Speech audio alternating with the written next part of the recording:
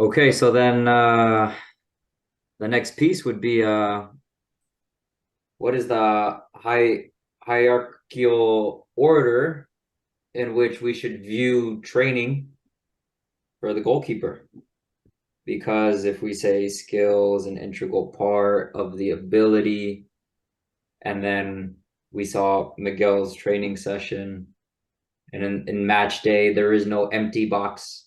There's a crowded box, and keepers make very simple mistakes. And then solving the deficiency now that maybe that we caused because now he leans too much to the right, so all the body weight's on the right, so the brain's conditioned to put body weight on the right leg.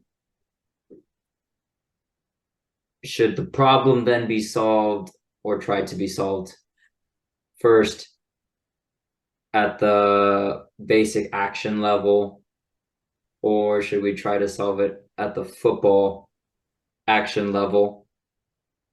And then if it cannot be solved, we go down to basic action level. So one has to come before the other, and it's either a bottom up approach or a top down approach. What do you guys think? Um, you just said it. It's the football environment has to be the starting point, and then you could, if it needs to be stripped down to its simplified form, basic action. Because, let's say, for example, it's small-sided games. We're playing 5 versus 5, just for example. Sorry, 6 versus 6, because the goal players are also involved, right? They're an equal to the team. They're Yep. also a player. So 6v6, we're trying to improve the position. The moment the number 9 positions or shoots from the corner of the half circle or the 18 meet, just for example. But the goalkeeper struggles to have both feet in a set position where the weight's even. And out of 10 repetitions from that same exact moment, um, the locations of shot is in different areas of the net because it's going to be random. And the goalkeeper struggles to maintain the set position where his weight from both feet are even. Let's say, for example, the right leg has been too difficult to have less weight on it because he leans too much to the right because it's a right-footed striker, so he thinks, yeah, it's a right-footed shooter, so he thinks it's gonna shoot the ball across his body. It's too hard. The ball speed is too high. The goalkeeper gets set in position too late because the number 9 gets into position before the goalkeeper gets set and he shoots it. It's too hard for the goalkeeper. So Mhm. the number 9's ability is much higher than the goalkeeper to stop the ball. Then the isolation approach should be that exception to the rule because I'm not going to shoot the ball as well as a number 9. So my shooting quality is less, but I'll try to shoot it in the same area of the goal. So the goalkeeper could keep up and make the save because my shooting ability is a lot less than the number 9 on our team. And I then once I have a the goal, pop up. go, So if this goal player is struggling dealing with shots with a certain amount of speed or a in a certain position, moment, direction, but the speed of the shot he cannot deal with. yeah, Should this mean, like you said, because then you don't have the same ability as the striker, that because the solution is we put him immediately in isolation, but this is a good reference now that you give to everybody because now, hey, I am not the number 9 that he struggled against on match day. I'm not the same number 9. So I cannot replicate this. Should, which gives even more reason to then incorporate the goalkeeper more into the team trainings because they're part of the team. But then it's also the real situation. It deals with real number 9s. Now, let's say the number 9, let's say you have that number 9 in your team and it's goal, goal, goal. Should you now rather than taking him isolation? Or should it be isolation? Or should it be playing him against the second string number 9? So then he closes the gap closer to the first team number 9 Mm. in the football context. So this is maybe a methodological step and a possible tool head coach and goalkeeper coach can discuss when designing a training session. Hey, he's struggling with the speed of the shot. Maybe we play him against the second string number 9 until he's able to be 9 times out of 10 consistent before we play him again against the first string number 9. What are your thoughts on this? I agree.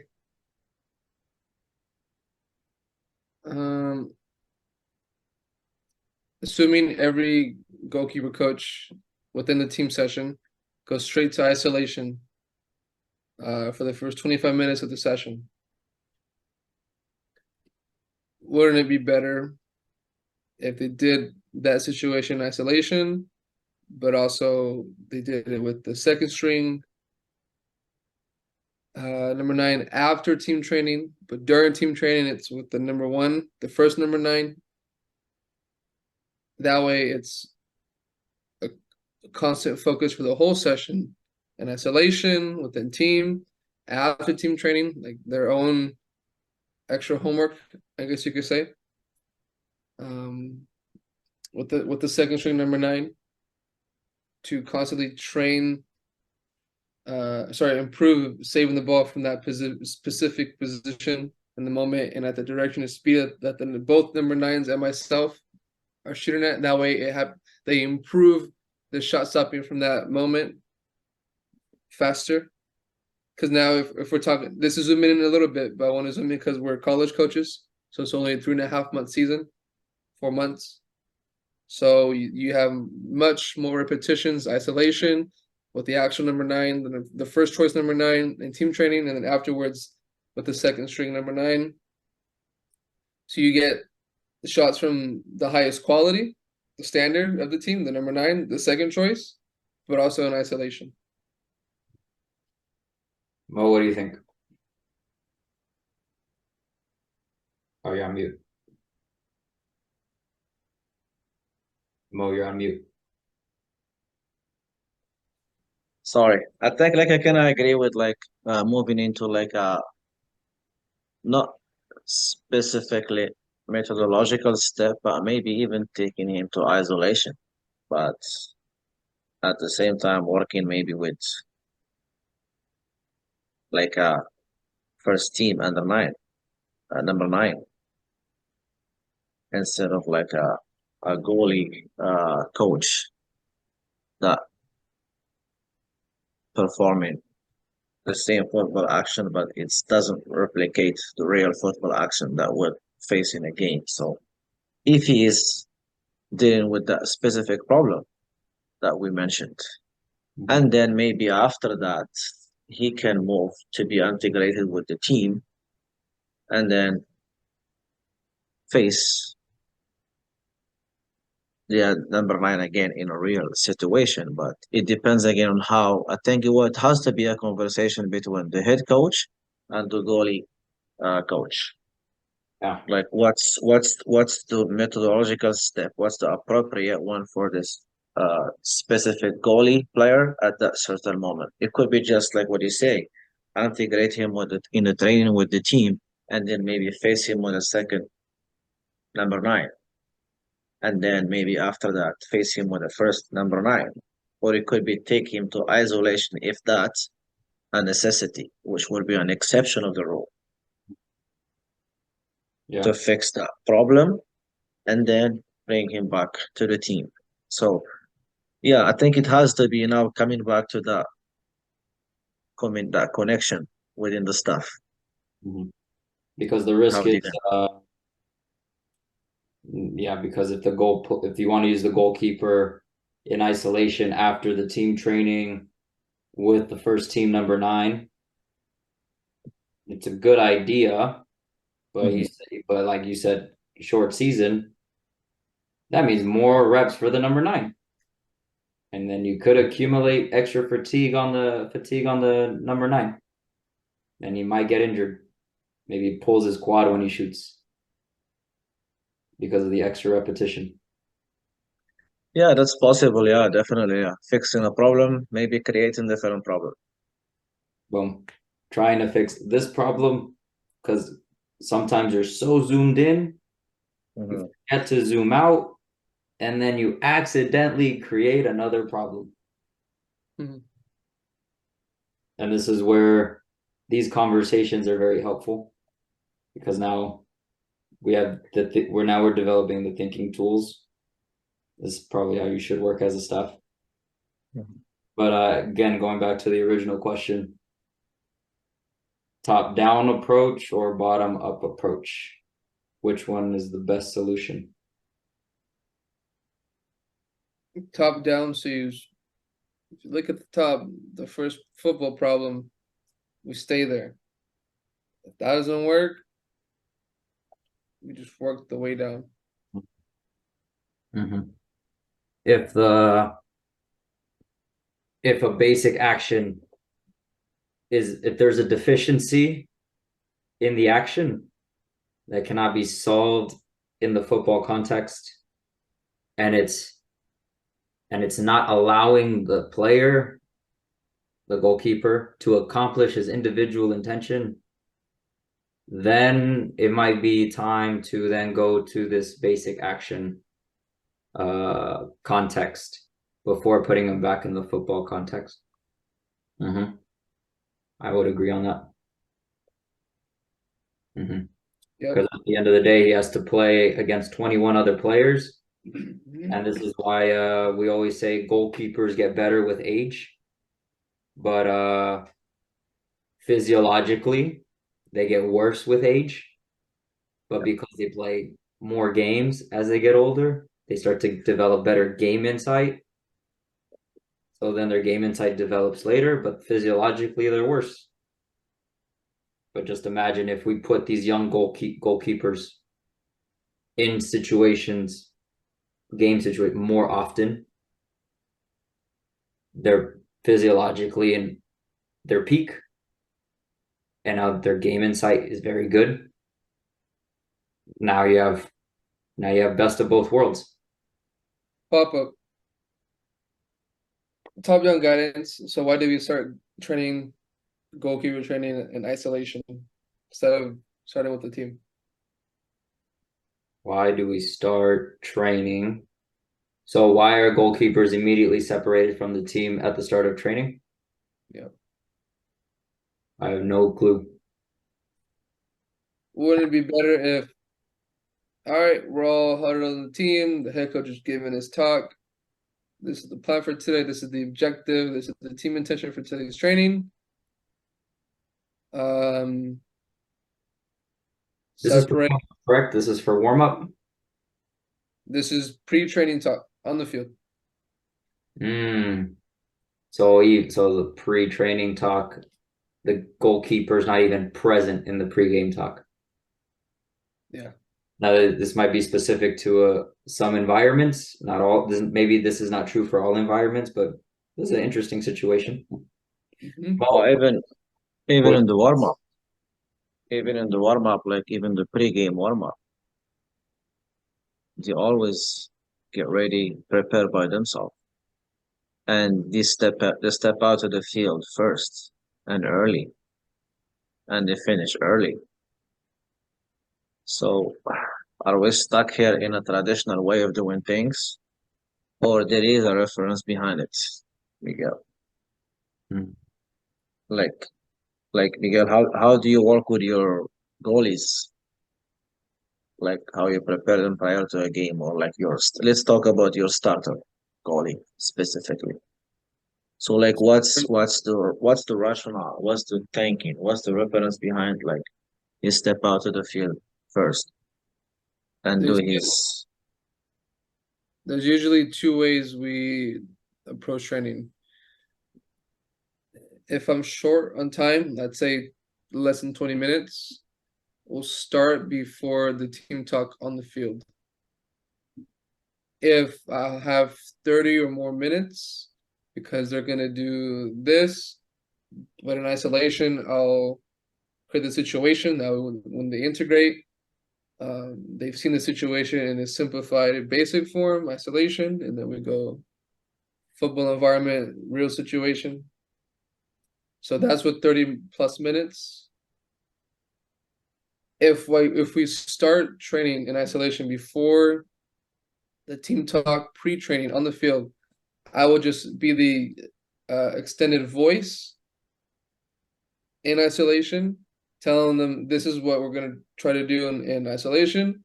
Once we go with the team, we're doing this. We have to move the goal here. This is the objective of the session. We're going to set up in this area. This is how we're going to do it. So I am the extended voice in that situation. If they're not going to be with the team in the team talk pre-training on the field. I think a better question would be, what are you trying to warm up? The basic actions of the football actions that they're going to be performing with the team after isolation. Should we be warming up, communicating, deciding, and executing? Or only the executing? The CDE. Now, if I zoom in on my specific situation with our goal players, there was a lot of E issues How do you that think key issues?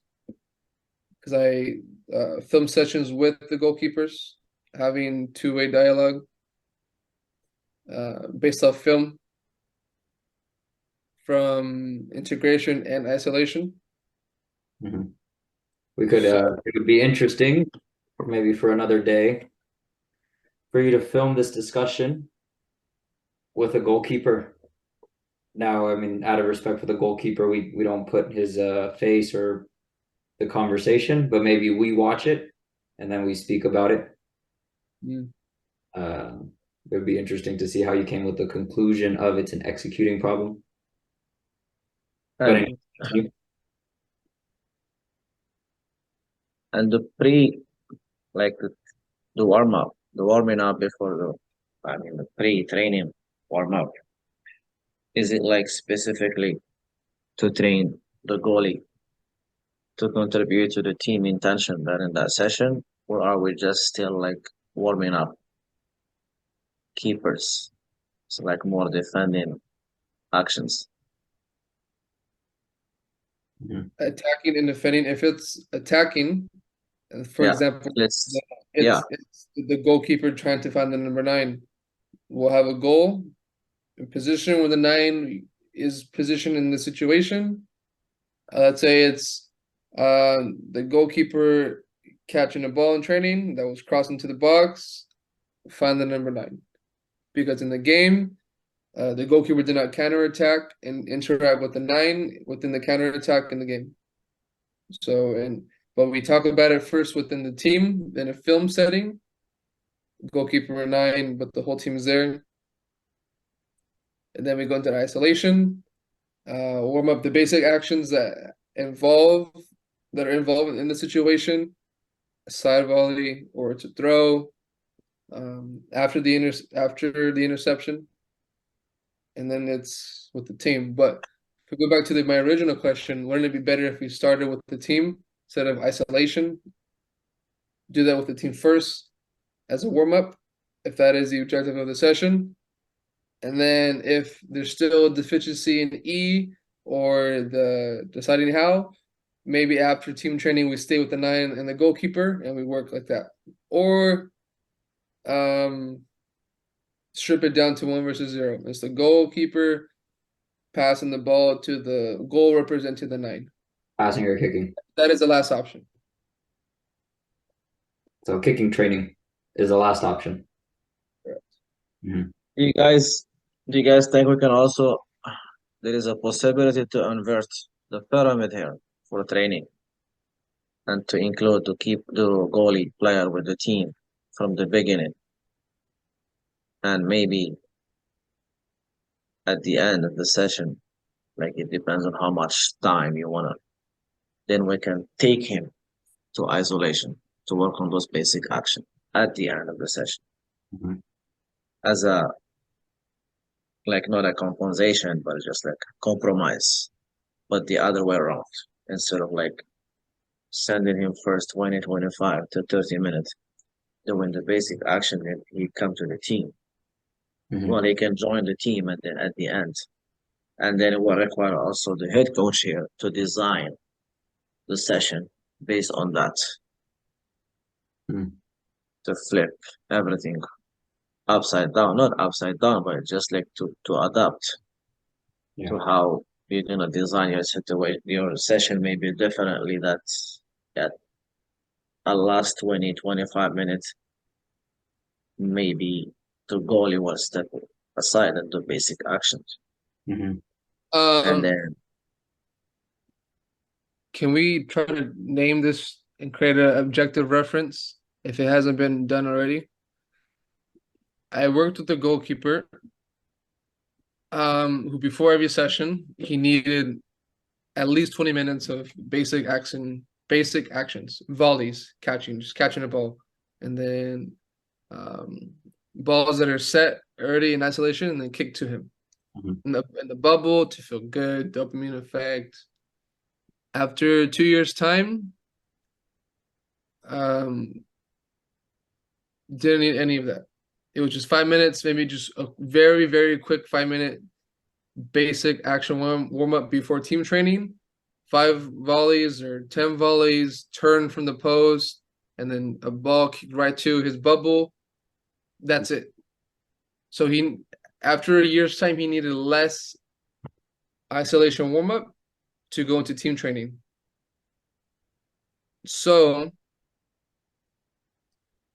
it took time for him to realize that the isolated training as a warm up before the session, or he needed something 30 minutes prior to team session to feel good, it was an illusion, basically.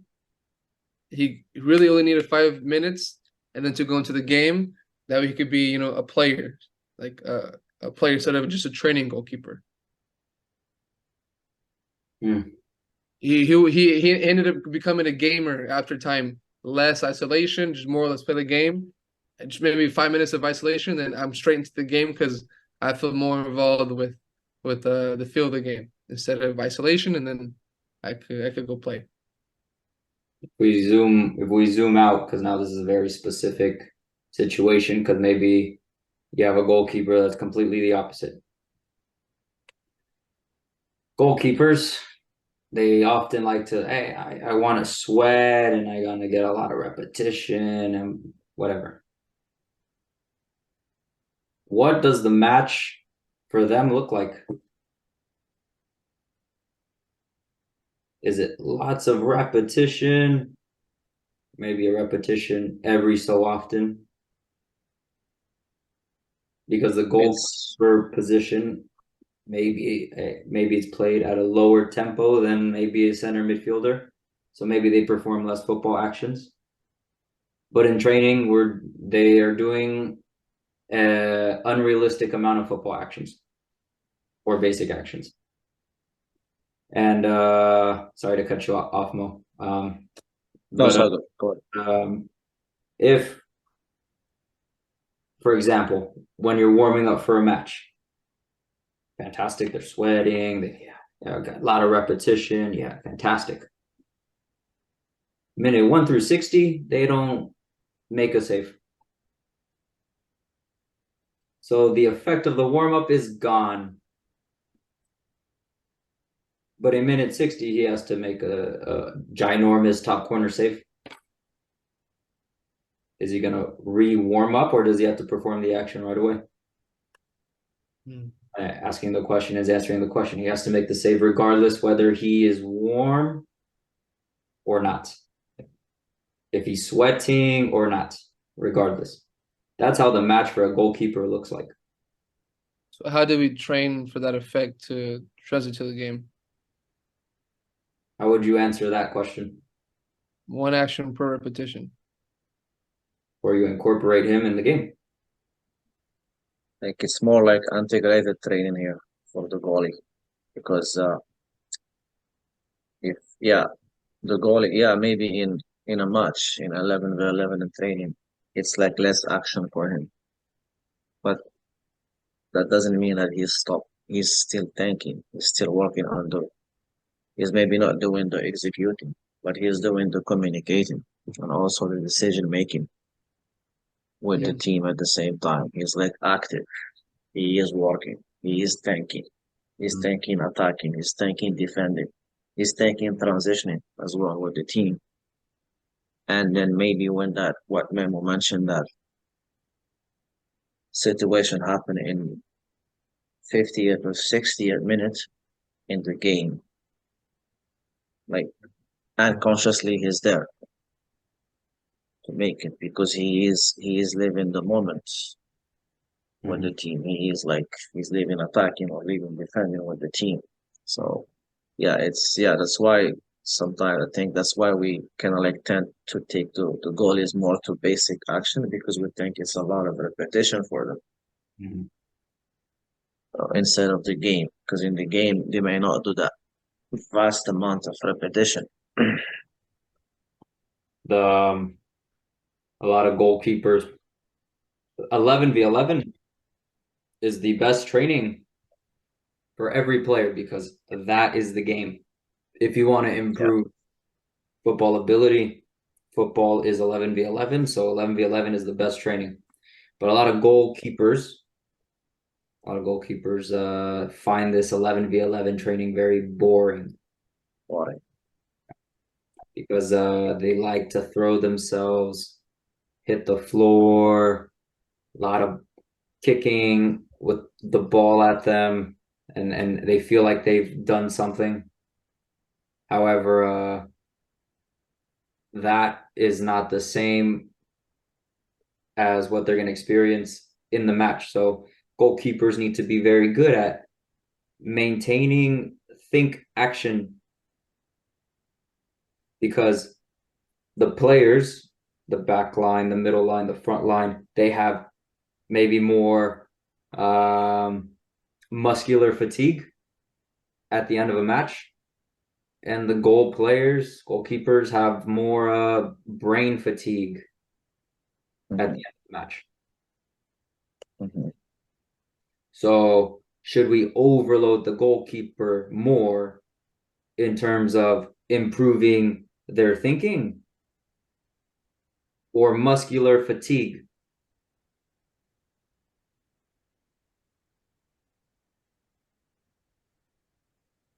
I think for me, it's more like in overloading their thinking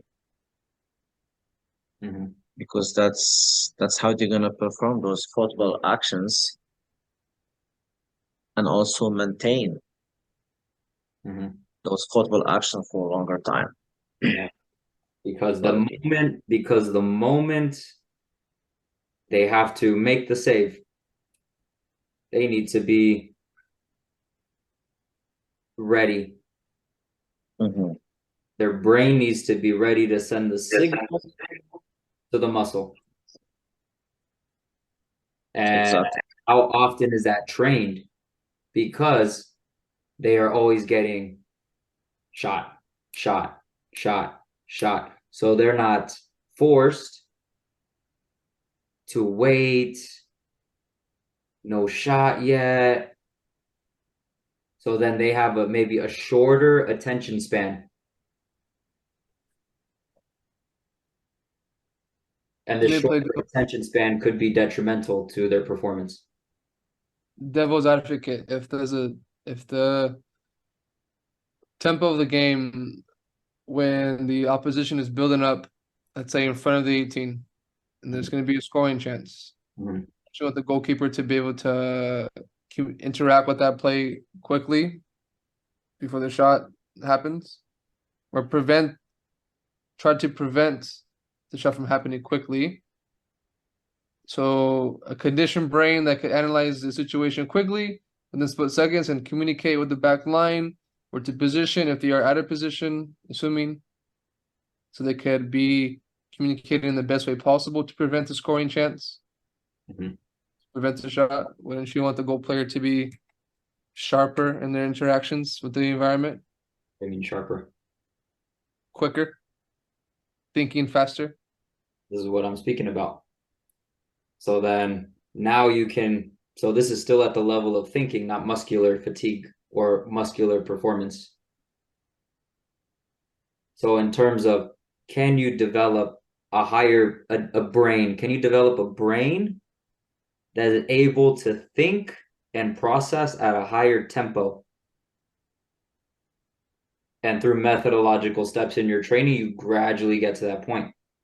Maybe you start the ball 80 meters away and then gradually bring the ball closer to the goal over a certain period of time. So then there's more thinking actions. And then eventually maybe more football actions in terms of defending.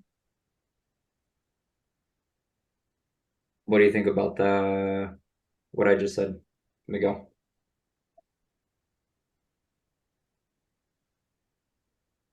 If we improve the goalkeeper's thinking, we can improve his action.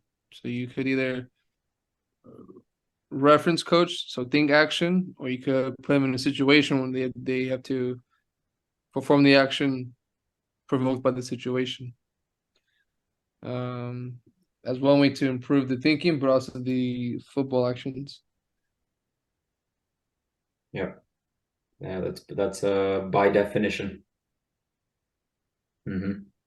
To improve the thinking, so then the action happens at the correct position, moment, direction, speed. So then they need to be in those situations where they have to be forced to think. This has been very interesting.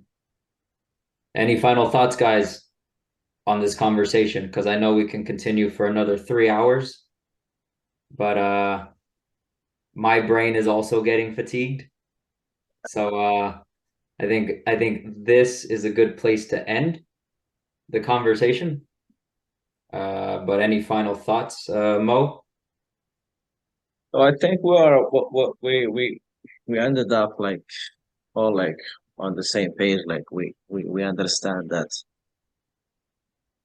developing the thinking of the goalie player is very important, and also like provoking the goalies to perform those football actions and maintain them does require certain situation or specific situation, which is the game. Because the game it just bring everything uh, regarding to football into action instead of the isolation. I think we all agree that it is also important. There is space for it. We can't say there is no space for it, but it just has to be an exception of the rule, not a rule itself. So yeah, so because we don't want misrepresentation.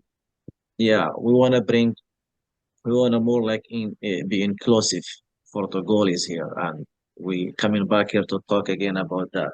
We need to talk about the 11 players, not just 10 plus somebody else sitting in his box, defending his teammates from behind or stopping shots or whenever they make a mistake, he will save the day. Now we're talking about a person that is very important in the team. We need to design session being inclusive for him as well within the team. Like we don't even need to think about him. We need just to think about 11 players and design a situation for 11 players. Miguel, final thoughts? In a full 90-minute match, the goalkeeper generally should have more brain fatigue than muscle fatigue. In our situation, we struggled a lot with the C of the goalkeeper and the back line. So we lost our marks from the back post. Let's say if it's a cutback, we lost our marks from an open play.